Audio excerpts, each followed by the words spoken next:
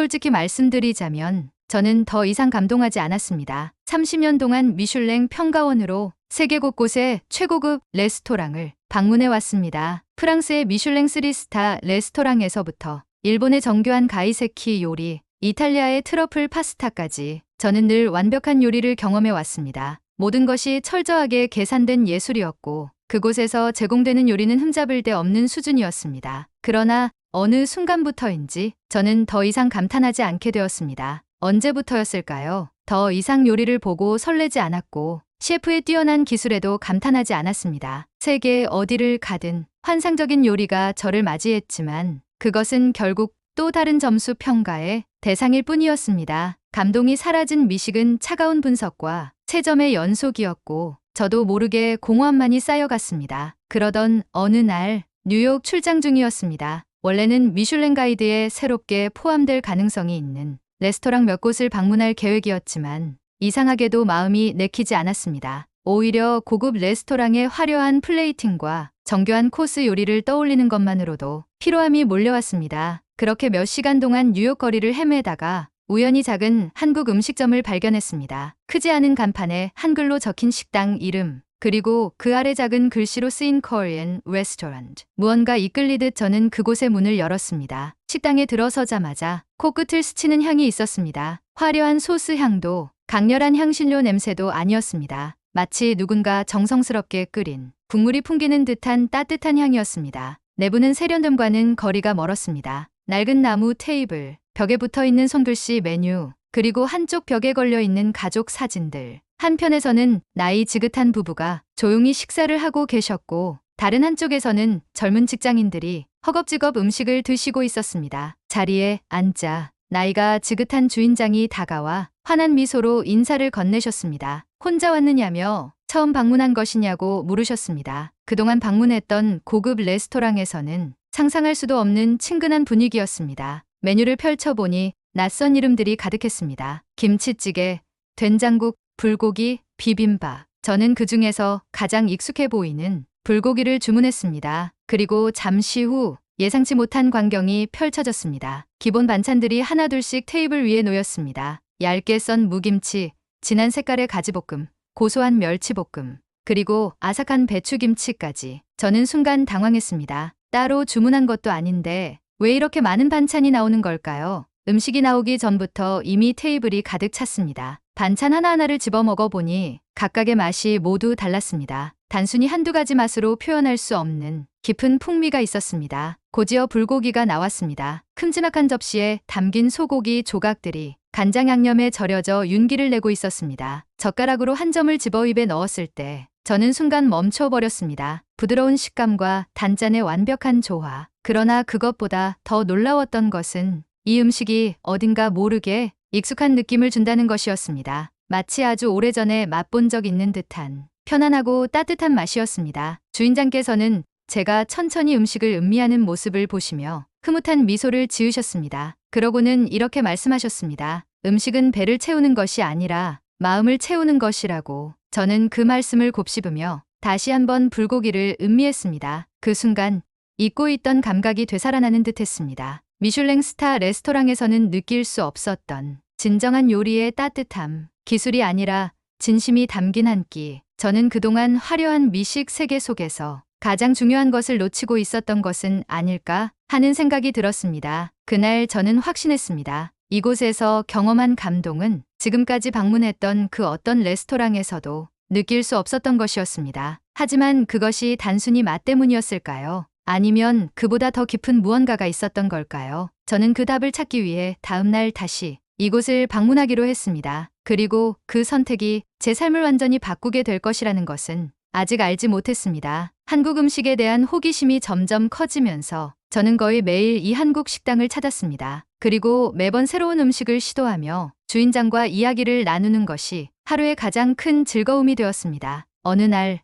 저는 조금 더 다양한 한국 음식을 경험하고 싶다는 생각이 들었습니다. 메뉴판을 훑어보다가 비빔밥을 주문했습니다. 주인장은 반갑게 웃으며 말씀하셨습니다. 비빔밥은 정말 건강한 음식이에요. 여러 가지 채소와 고기, 고소한 참기름을 넣고 비벼 먹으면 맛도 좋고 몸에도 좋아요. 잠시 후 커다란 사기 그릇에 가지런히 담긴 비빔밥이 나왔습니다. 한눈에 보기에도 색감이 너무나 아름다웠습니다. 초록빛의 신선한 나물, 선명한 주황빛의 당근, 노란 계란지단, 붉은 고추장, 그리고 윤기 흐르는 밥 한가운데 올려진 노른자. 저는 그릇을 한참 바라보다가 조심스럽게 숟가락을 들었습니다. 주인장은 옆에서 웃으며 말했습니다. 비빔밥은 다 같이 어우러져야 제맛이 나요. 그냥 떠먹지 말고 고추장과 참기름을 넣고 잘 비벼서 드셔보세요. 저는 말씀대로 천천히 비볐습니다. 처음에는 너무 예쁜 색감이 섞여버리는 것이 아쉬웠지만 점점 고소한 참기름 향이 올라오면서 기대감이 커졌습니다. 한 입 떠서 입에 넣자 부드러운 밥과 아삭한 나물, 고소한 참기름과 감칠맛 나는 고추장이 완벽한 조화를 이루고 있었습니다. 저는 감탄하며 말했습니다. 이렇게 다양한 재료가 한데 어우러지는데도 조화가 무너지지 않네요. 각각의 재료가 가진 맛을 그대로 살리면서도 새로운 맛을 만들어 내다니 정말 놀라워요. 주인장은 흐뭇하게 웃으며 대답하셨습니다. 그게 비빔밥의 매력이죠. 다 다른 재료들이 모여서 하나의 맛을 만들어 내는 것. 마치 우리 사회처럼요. 한국에서는 비빔밥을 단순한 음식이 아니라 조화와 화합의 상징처럼 생각하기도 해요. 그 말을 듣자 저는 더욱 깊은 감명을 받았습니다. 단순히 맛있는 음식을 먹는 것이 아니라 그 음식이 담고 있는 의미까지 알게 되니 더욱 특별하게 느껴졌습니다. 그렇게 매일 한국 식당을 방문하며 새로운 음식을 경험하던 어느 날, 저는 식당 안에서 한 가지 흥미로운 광경을 목격했습니다. 한 노부부가 식당에 들어오셨는데 주인장은 그들을 보자마자 환하게 웃으며 다가가셨습니다. 어머니, 아버지 오셨어요? 오늘도 김치찌개 드릴까요? 노부부는 고개를 끄덕이며 자리에 앉으셨고 주인장은 서둘러 주방으로 가서 음식을 준비하기 시작했습니다. 저는 놀라서 물었습니다. 손님들의 취향을 다 기억하고 계신 건가요? 주인장은 웃으며 대답하셨습니다. 네.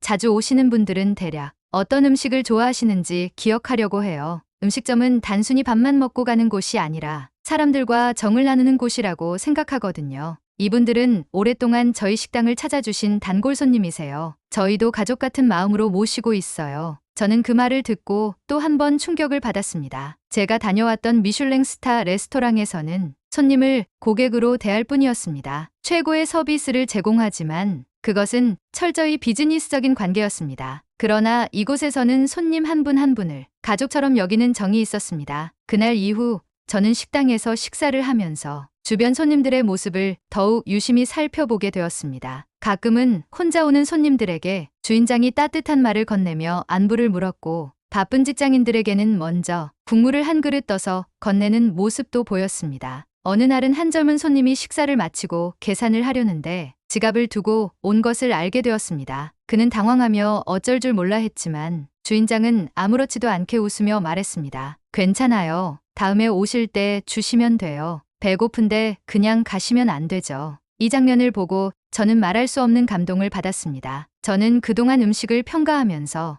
맛과 기술만을 기준으로 삼았지만 이곳에서는 그것보다 더 중요한 것이 존재하고 있었습니다. 그것은 바로 사람과 사람 사이의 따뜻한 정이었습니다. 이렇게 매일 한국 음식을 먹으며 한국 문화의 깊은 정서를 배워 가던 중 주인장은 한 가지 제안을 하셨습니다. 손님, 한국에도 한번 가보시는 게 어떨까요? 여기서 경험하신 것보다 훨씬 더 다양한 음식과 따뜻한 문화를 직접 체험하실 수 있을 거예요. 저는 순간 고민에 빠졌습니다. 한국이라는 나라에 대해 아는 것이 많지 않았고 그곳에서의 경험이 지금까지의 제 삶을 바꿔놓을 수도 있다는 생각이 들었습니다. 하지만 한편으로는 가슴 깊은 곳에서 강한 끌림이 느껴졌습니다. 이곳에서의 짧은 경험만으로도 제게 이렇게 큰 감동을 주었다면 한국에 직접 가서 경험하는 것은 얼마나 더 큰 변화를 가져다 줄까요? 저는 그 자리에서 결심했습니다. 한국을 직접 방문해 보기로. 다음 날 저는 비행기 표를 예약했습니다.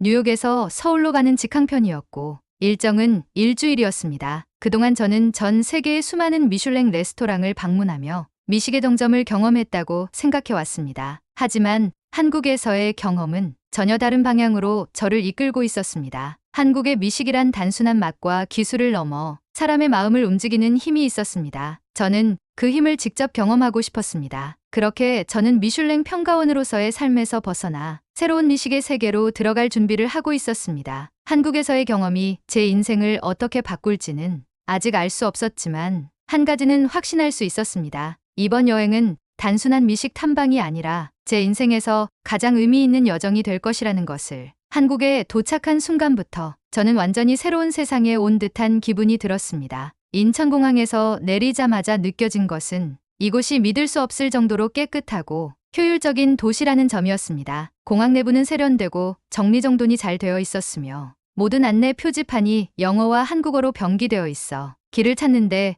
전혀 어려움이 없었습니다. 출입국 심사를 마치고 공항철도를 타고 서울로 이동하면서 창밖으로 펼쳐진 도시 풍경을 바라보았습니다. 현대적인 고층 건물들과 한강을 가로지르는 다리, 그리고 도로를 가득 메운 차량들. 뉴욕과는 또 다른 활기와 질서가 공존하는 곳이었습니다. 제가 한국에 오면서 가장 기대했던 것은 역시나 음식이었습니다. 뉴욕에서 경험한 따뜻한 한식의 감동을 다시 한번 느껴보고 싶었고, 그보다 더 다양한 한국의 음식을 직접 맛보며 깊은 이야기를 들어보고 싶었습니다. 첫 번째 목적지는 뉴욕에서 저를 감동시켰던 작은 한국 식당의 주인장이 추천해 주신 전통 한식당이었습니다. 서울의 한 골목에 자리 잡은 이 식당은 겉보기에는 평범해 보였지만 안으로 들어가니 한옥 스타일의 인테리어가 따뜻한 분위기를 자아냈습니다. 저는 자리에 앉자마자 가장 한국적인 요리를 추천해달라고 요청했습니다. 주문한 음식이 나오기를 기다리는 동안 저는 주변을 둘러보며 한국인들의 식사 문화를 관찰했습니다. 혼자 밥을 먹으러 온 손님들도 많았고 친구나 가족과 함께 온 손님들도 있었습니다. 그런데 흥미로웠던 점은 대부분의 사람들이 음식이 나오기 전부터 함께 대화를 나누며 시간을 보내고 있다는 것이었습니다. 뉴욕의 레스토랑에서는 보통 손님들이 핸드폰을 보거나 조용히 대기하는 경우가 많았는데 이곳에서는 자연스럽게 대화를 나누며 식사를 기다리는 모습이 인상적이었습니다. 이윽고 음식이 나왔습니다. 된장찌개, 제육볶음, 잡채, 그리고 여러 가지 반찬들이 함께 차려졌습니다. 저는 차근차근 하나씩 맛보며 한국 음식이 가진 깊은 맛을 음미했습니다. 된장찌개는 짜지 않고 구수하면서도 깊은 감칠맛이 느껴졌고, 제육볶음은 매콤하면서도 고기의 풍미가 살아있었습니다. 그리고 잡채는 부드러운 당면과 아삭한 채소들이 조화를 이루며 완벽한 밸런스를 자랑하고 있었습니다. 그런데 식사를 하던 도중 예상치 못한 일이 벌어졌습니다. 식당이 바빠지면서 주문이 밀려 있었고 제가 주문한 추가 반찬이 제때 나오지 않았습니다. 저는 처음에는 별 신경을 쓰지 않았지만 시간이 지나면서 조금씩 불편함을 느끼기 시작했습니다. 뉴욕에서는 웨이터가 테이블을 자주 돌면서 손님들의 요청을 신속하게 처리하는 것이 일반적이었지만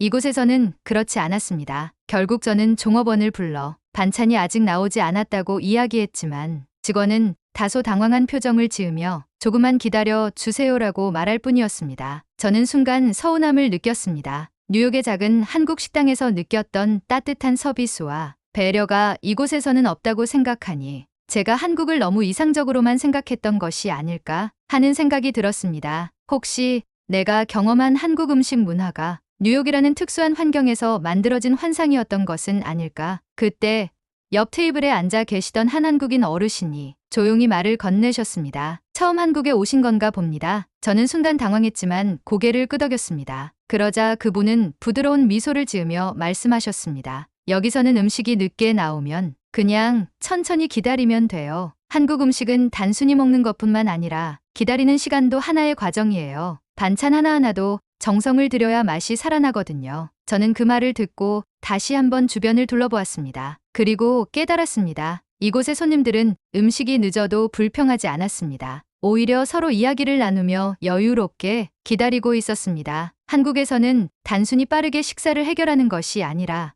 음식을 함께 나누고 기다리는 과정까지도 하나의 문화로 받아들이고 있었던 것이었습니다. 저는 순간 부끄러움을 느꼈습니다. 뉴욕에서의 경험이 한국 음식의 본질이라고 생각했지만 정작 저는 표면적인 것만을 보고 있었던 것이 아닐까? 한국 음식의 진정한 가치는 단순히 친절한 서비스나 빠른 응대가 아니라 음식 자체에 담긴 정성과 기다림의 미학이었음을 깨달았습니다. 그제야 저는 조금 전 서운했던 감정이 사라지고 다시 음식을 온전히 즐길 수 있었습니다. 그리고 반찬이 마침내 나왔을 때 저는 그 한 접시가 단순한 음식이 아니라 정성을 들여 준비된 결과물이라는 것을 알게 되었습니다. 식사를 마친 후 저는 감사의 인사를 전하고 식당을 나섰습니다. 그리고 길을 걸으며 계속해서 곱씹었습니다. 미슐랭 가이드에서는 언제나 빠르고 효율적인 서비스, 완벽한 플레이팅, 균형 잡힌 맛을 강조해 왔습니다. 하지만 한국에서의 경험은 완전히 달랐습니다. 이곳에서는 음식의 본질이 사람과 사람을 이어주는 정에 있다는 것을 깨닫게 되었습니다. 그날 밤